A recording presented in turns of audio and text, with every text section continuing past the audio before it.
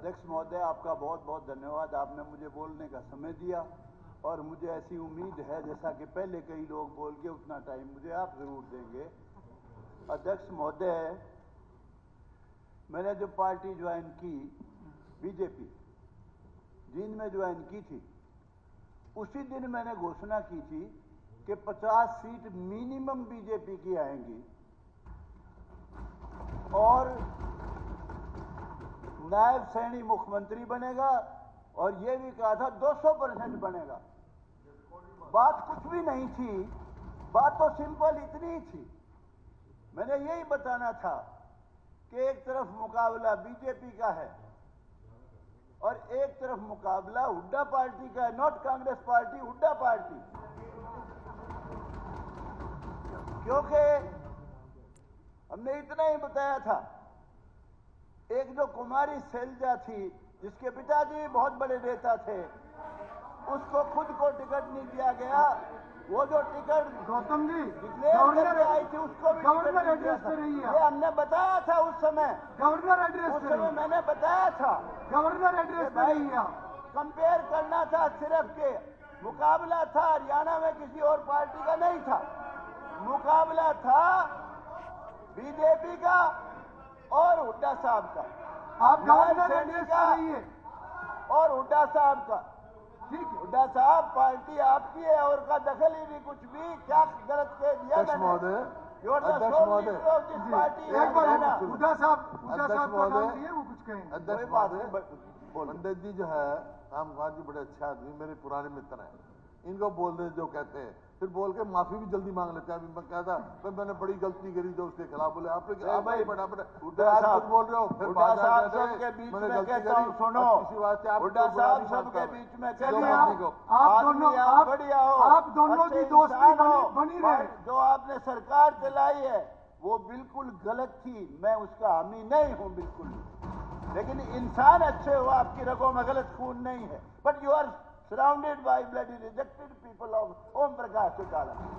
आप कांग्रेसी, आपके साथ है ही नहीं कोई भी। अध्यक्ष महोदय, आप ये सारे लोग होगी बात, सलाहकार हैं, गीता जी मैं ये कहता हूँ। अरे आप तो अलग हो यार, छोड़ दो। अध्यक्ष महोदय, माननीय सदस्यगण, माननीय सदस्यगण, मैं सदन की जानकारी के लिए बताना चाहता हूं कि ऋषिकुल विद्यापीठ सोनीपत के विद्यार्थी तथा स्टाफ आज सदन की कार्रवाई देखने के लिए दर्शक दीर्घा में उपस्थित थे, अभी हैं। मैं अपनी तथा सदन की तरफ से इनका बहुत बहुत स्वागत करता हूं। माननीय सदस्यगण, आज सदन में श्रीमती किरण चौधरी, सदस्य राज्यसभा अध्यक्ष, दीर्घा में उपस्थित हैं। यह सदन उनका भी स्वागत करता है। जी रामकुमार गौतम। अध्यक्ष महोदय, क्योंकि मुकाबला सिर्फ हुड्डा साहब का, नायब सैनी का, बीजेपी का और हुड्डा साहब की पार्टी का था, इसलिए हमने कंपेयर यही समय करना था बस।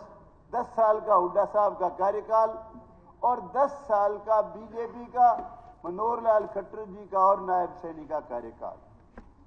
इतनी सी बात थी। वो मुझे पता था कि भाई हम हर गांव में जा जाके पूछते थे, भाई तेरे गांव में कितने छोरे लगे 10 साल में हुड्डा साहब के राज में? एक भी नहीं। भाई खट्टर साहब वाले में कितने लगे? 70, 60, 65, 55, 15। भाई हुड्डा साहब के टाइम में तेरे गांव में कितने लगे? काम कितने हुए तेरे डेवलपमेंट के? एक भी नहीं।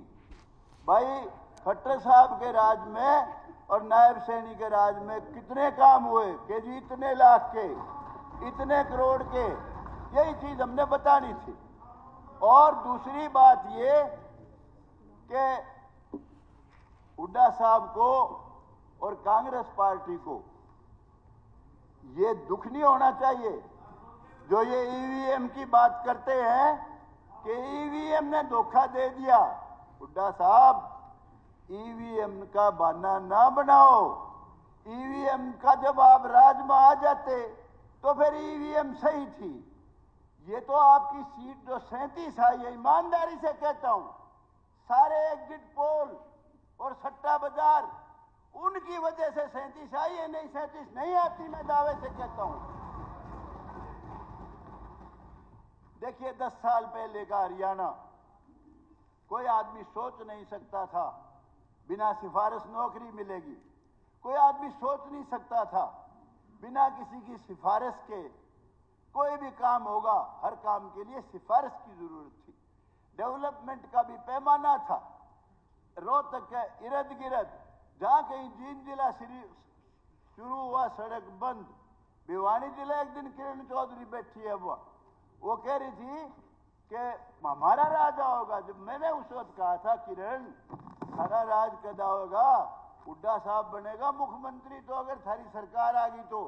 और मैं कहा याद कर ले, रोहतक से सड़क चली थी खेड़ी मोड़ पे, थम दी जाके थारा कैसे राज होगा।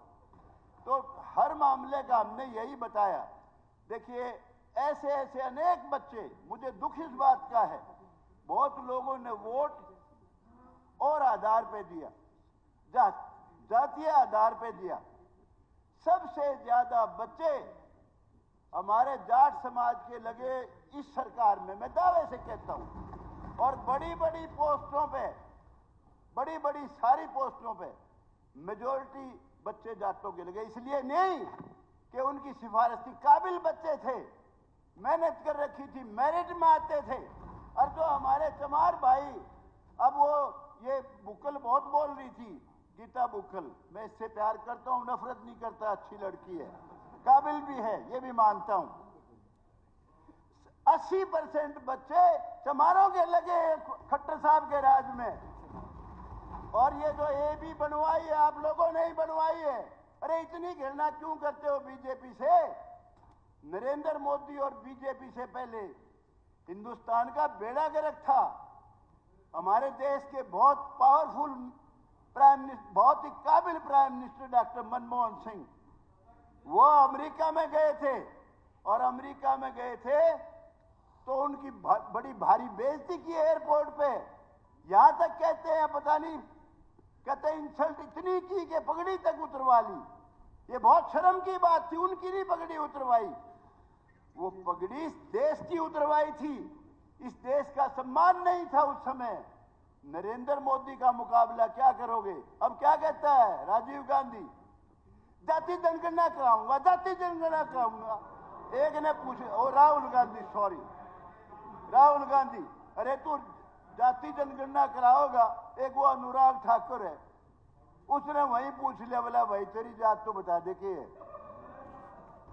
देखिए जातिगत जनगणना कराना, शांति कर, बैठ जा बेटा, बैठ जा, बैठ जा, बैठ जा। सुनो सुनो, नरेंद्र मोदी का मुकाबला, नरेंद्र मोदी का मुकाबला कोई नहीं कर सकता, बीजेपी का मुकाबला कोई नहीं कर सकता।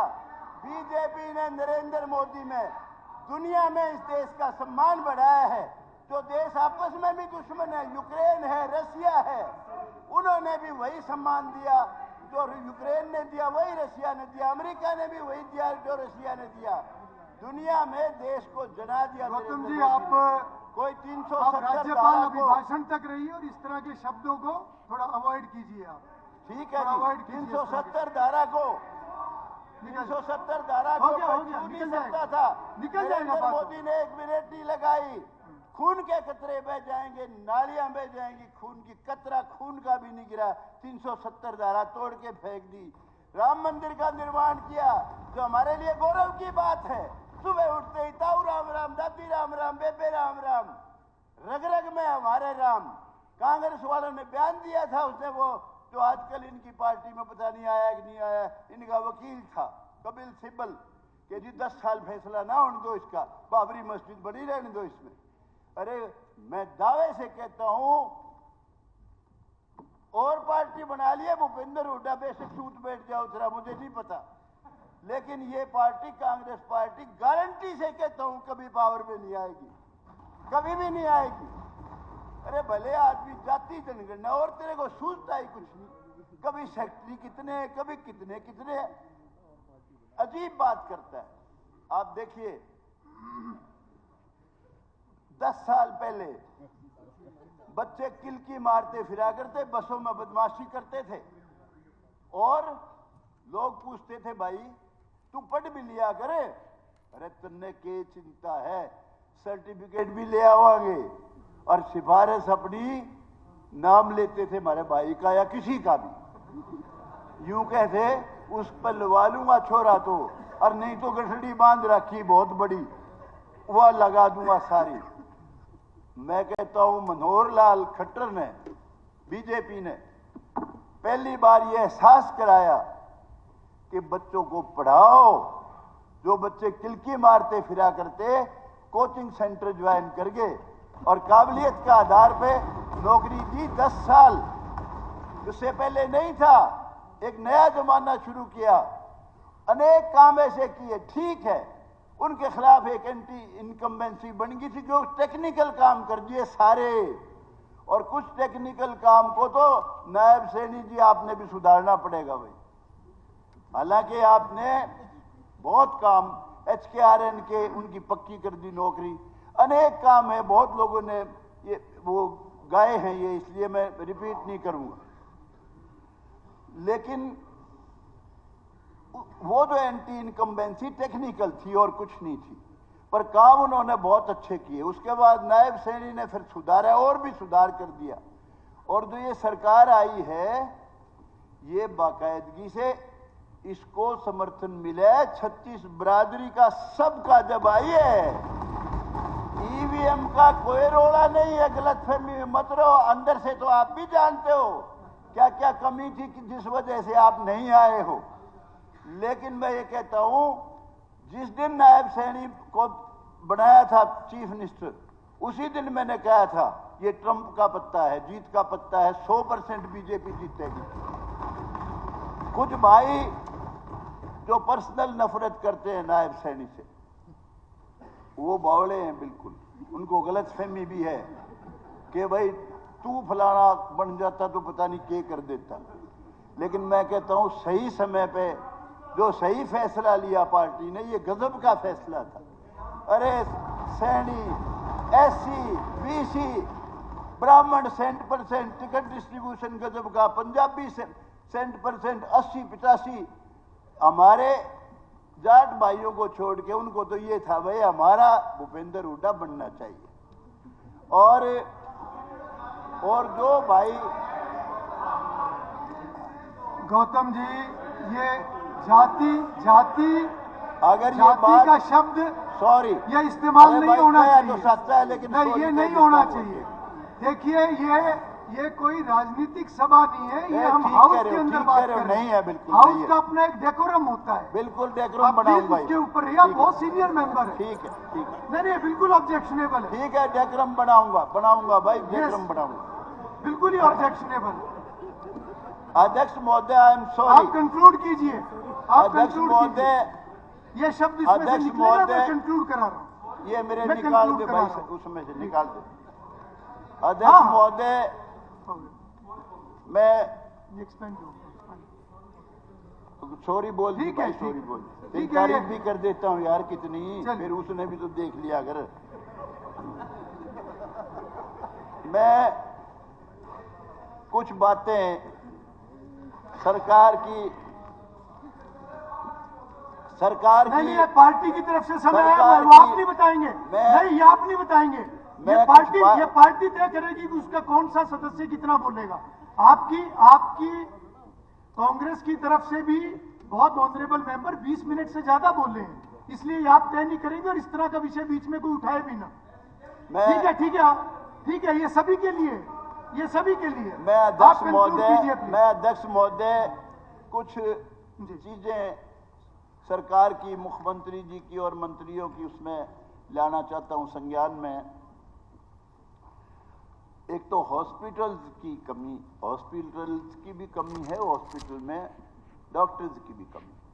ये मुख्यमंत्री जी विशेष तौर से, क्योंकि आप तो ने तो अभी अपना काम शुरू करना है अभी, तो आपका तो कोई इसमें वो नहीं है। मैं पहले भी आवाज उठाता रहा। सफीदों में 31 पोस्ट सैंक्शन है, 29,000 वोट है। नारनौंद के 13,500 वोट है सिर्फ। नारनौंद में 100 बेड का हॉस्पिटल है, सफीदों में सिर्फ 50 बेड का हॉस्पिटल है। सफीदों में 31 पोस्ट सैंक्शन है, जिसमें से 31 में से 18 खाली है, सिर्फ 13 भरी हुई है।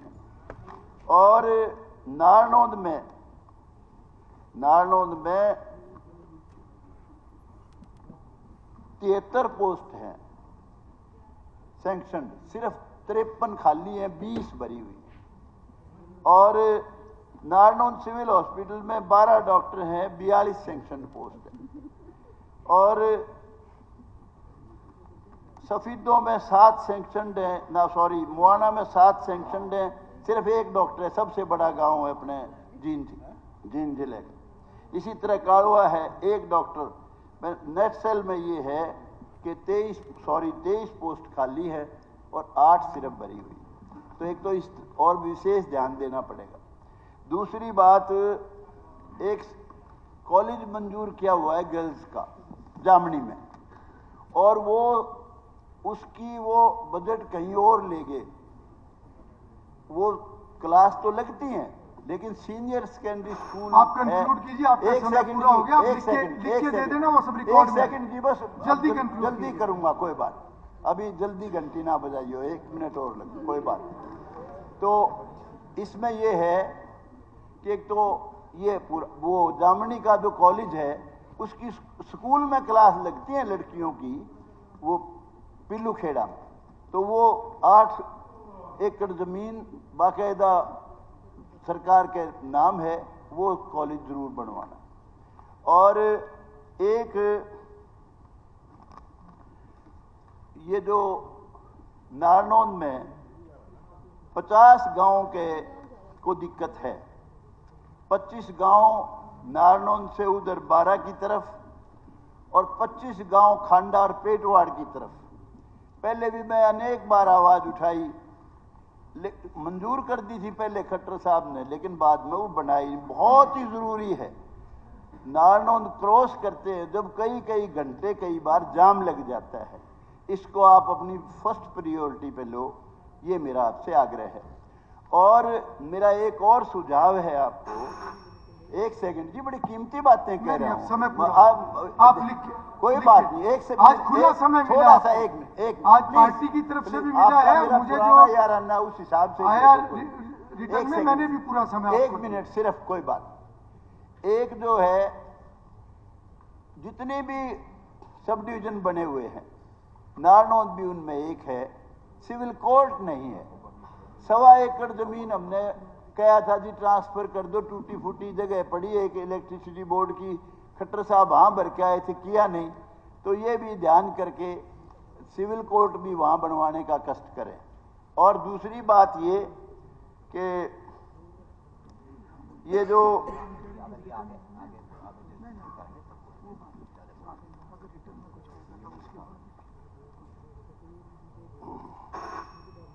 एक सेकंड खत्म करता हूँ,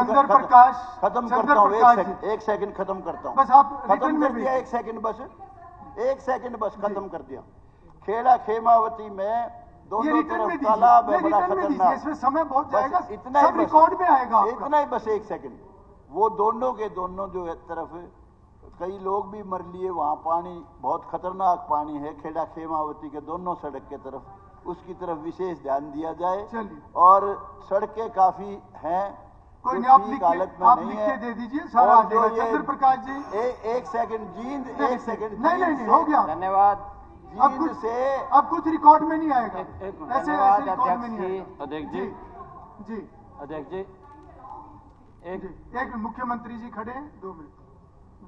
अध्यक्ष जी, सदन में कल से कुछ माननीय सदस्यों ने चुनाव प्रक्रिया संबंधी कुछ क्वेश्चन उठाए हैं।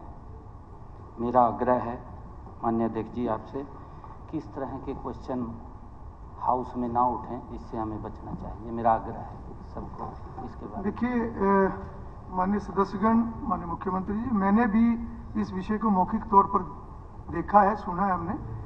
भारतीय संविधान अनुच्छेद 324 विधानसभा प्रक्रिया तथा कार्य संचालन संबंधी नियम के नियम 46 आदि के अंतर्गत ऐसे विषय जो संवैधानिक संस्थाओं या उनकी कार्यशैली के बारे में हो सामान्यतः नहीं उठाए जा सकते, परंतु कोई भी विषय उठाना या ना उठाना ये तभी डिसाइड किया जा सकेगा अगर रिटर्न में कोई नोटिस मेरे पास आएगा।